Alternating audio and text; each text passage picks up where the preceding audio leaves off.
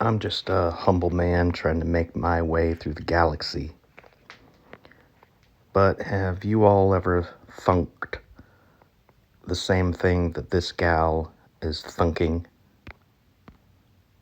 I absolutely loved your column for its clarity and its honesty. You wrote something is wrong with President Biden, and everyone knows it. And yet, Now, does everybody know that?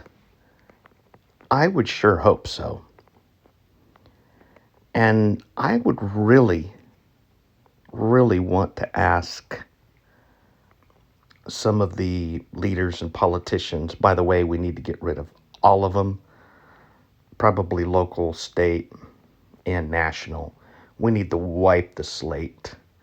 Probably even a revolution of ideas and reestablishing the Constitution of the United States. We have got to stand on our Constitution because our government has become a tyranny, if you will. Certainly a tyranny over free speech as of late.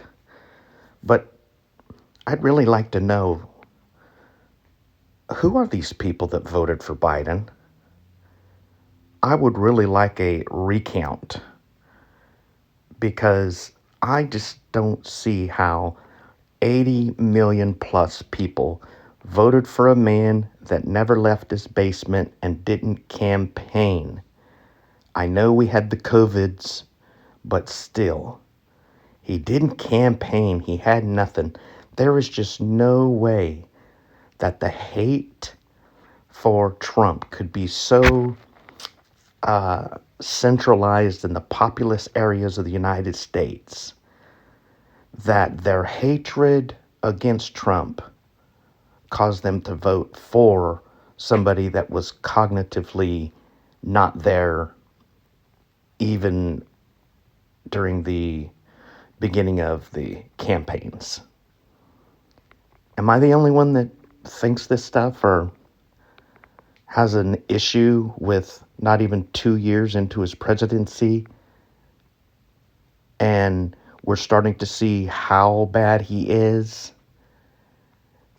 You know, I remember watching the Democratic convention and the debates, and then Joe Biden colossally fails in the debate, and all of a sudden everybody unifies behind him.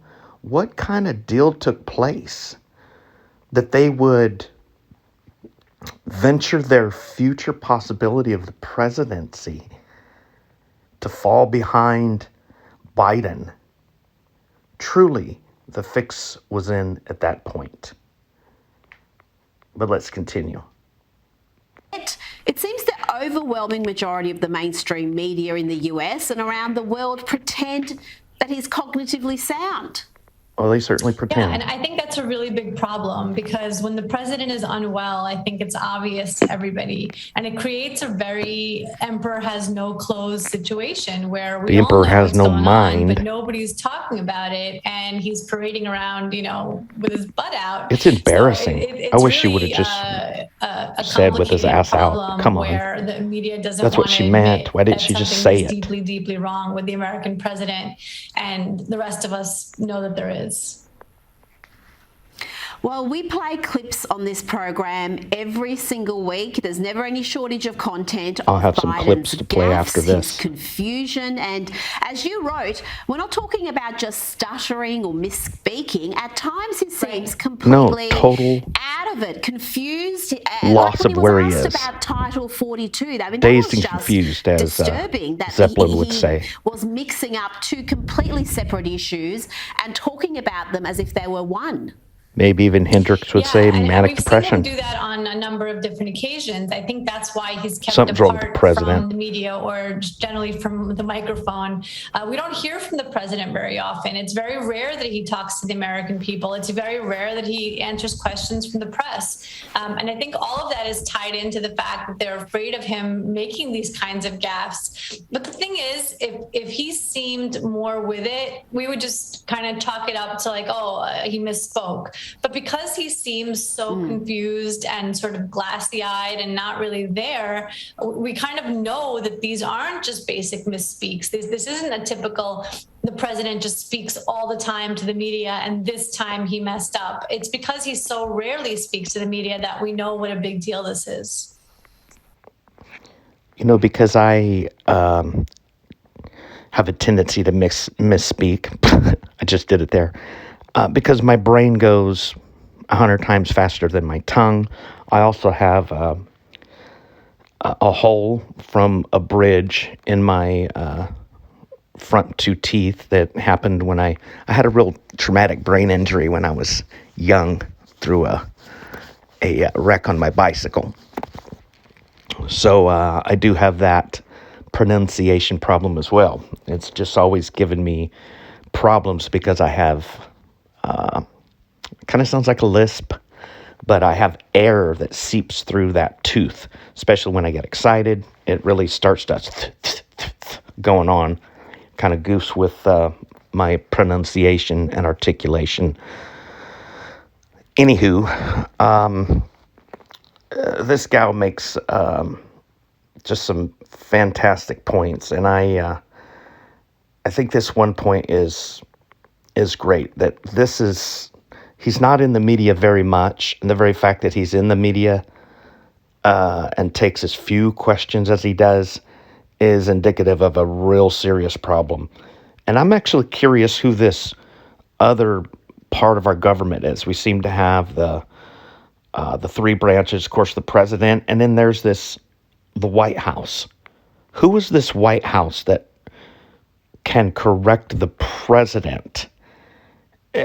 And which do we believe? Do we believe a president or the White House? This is just a very, very weird situation, ladies and gentlemen. Amazing. And in your column, you asked the pertinent question that I think a lot of people are asking is, who's really running the show at the White House? We hear the president often make comments about what he's allowed to say and how many questions he's allowed to answer and which particular journos he's allowed to actually call upon. So is Joe Biden the president, or the people telling him what to do? Are they running the show? Right. Well, that's the question here. Who's really running the show there? Truly. He says things like, I'm going to get in trouble if I, keep speaking, or if I call on somebody. We know that at Mrs. Biden. And the idea that the president is going to be getting in trouble with somebody else is concerning to me. Who's punishing him? Who's, Mrs. Biden is a much nicer lady. Him have his, dessert. For the president to be scared really of her. Don't know. But he does say really serious things. I like in Dr. these moments. Mrs. Biden. One of the ones that I off the top of my head, but when he said that Russia needs a regime change, that was really concerning to a lot of people, because it was sort of an off the cuff comment. Needs to go down. Seemed like he definitely believed it, and then the White House had to dial it back, all the while pretending that they weren't dialing it back. Like, oh no, this isn't a big deal that he said this, but also he didn't say that. Yep. Well, on that particular trip when he... Here we go. These are his gaffes, ladies and gentlemen. Enjoy. That's a great asset. More inflation. What a stupid son of a... Are you waiting on food drinks for you?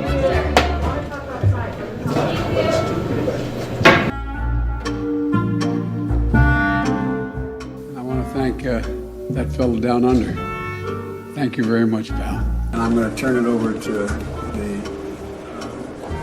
guy who I asked to come out of retirement, not my retirement, but come in.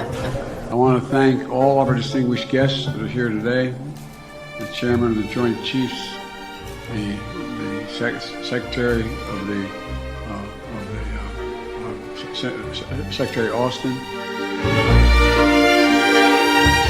Last week, President Harris and I... But all kidding aside, of course, President Harris, that when they leave the saloon, receptionist, the salon,